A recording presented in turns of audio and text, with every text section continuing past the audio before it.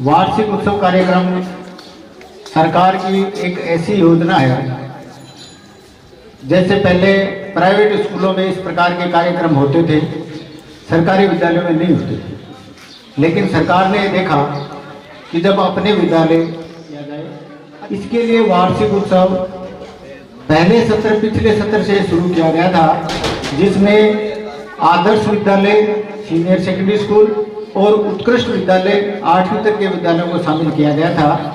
वो प्रोग्राम बहुत ही सफल रहा, जिसके अंदर भामाशाहों ने और पूर्व विद्यार्थी, इस कार्यक्रम में 3 प्रकार के बिंदु है। वैसे एक तो पूर्व विद्यार्थी जो है वो विद्यालय से जुड़े, विद्यालय में आए, अपनी इच्छा अनुसार विद्यालय का जैसा सहयोग वो कर सके वो करें, लोग कर भी रहे हैं और करना भी चाहिए। उसके बाद में भामाशाह जिन्होंने विद्यालय को सहयोग किया है उनका मान सम्मान हो।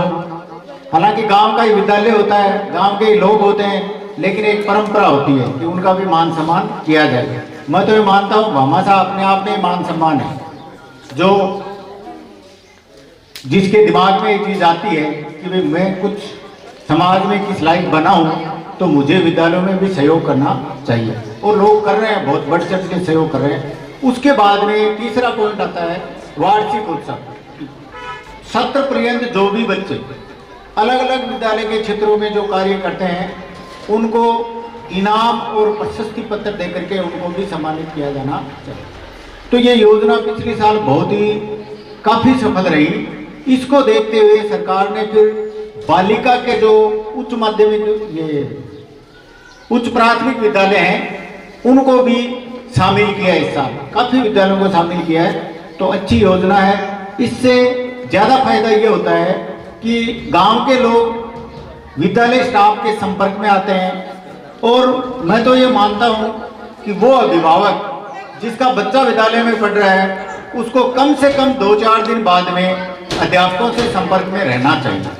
यदि वो अपने बच्चे का अच्छा विकास चाहता है या उसको आगे अच्छी लाइन में डालना चाहता है, या मैं यूँ कहूँ वो अपने बच्चे के भविष्य के प्रति चिंतित है, तो उसको जरूर मिलना चाहिए। बहुत से ये भी देखते हैं कि गुरुजी आप हो ना, हम तो हैं ही हैं हमारी जगह, हम तो प्रयास कर ही रहे हैं। लेकिन जब अध्यापक पीछे मुड़ के देखता है और उसको गांव की एक बहुत बड़ी टीम खड़ी हुई दिखाई देती है, तो उसका मनोबल और ज़्यादा बढ़ता है और वो और ज़्यादा अपनी स्पीड से काम करता है। फायदा किसका होता है? गांव के बच्चों का होता है, गांव का फायदा होता है। किसी भी घर में एक विद्यार्थी यदि किसी भी बिजनेस से अच्छा बिजनेस शुरू करता है, किसी प्राइवेट जॉब में जाता है या सरकारी जॉब में जाता है, तो उस घर का भी भला होगा, उस समाज का भी भला होगा, उस गांव का भी भला होगा, और अध्यापक भी एक अपने आप में ऐसे प्रतिष्ठा महसूस करेगा कि देखो मेरा पढ़ाया हुआ बच्चा आज उस पद तक पहुंचा है।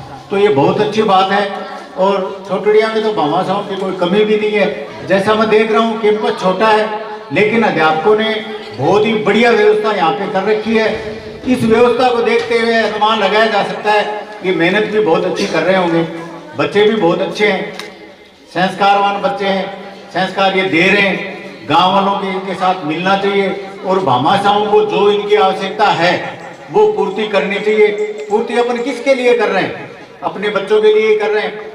किसी के पास बहुत कुछ होता है, देने की नीयत नहीं होती, किसी के पास कुछ नहीं होता, लेकिन स्कूल से आगे से निकलते हुए गरीब व्यक्ति भी गुरुजी क्या हालचाल है और कैसा स्कूल चल रहा है, 2 मीठे बोल बोल लेगा, वो भी उसका एक दान ही है। बहुत बड़ा सहयोग मानता हूँ उन चीज़ों को। हर आदमी कोई करोड़ों रुपए नहीं दे सकता, कोई जरूरत नहीं है। कई मैंने ऐसे भी देखे हैं, बूढ़े बुजुर्ग लोग ऐसे भी मैंने अनुभव किया है, उनके पास देने के लिए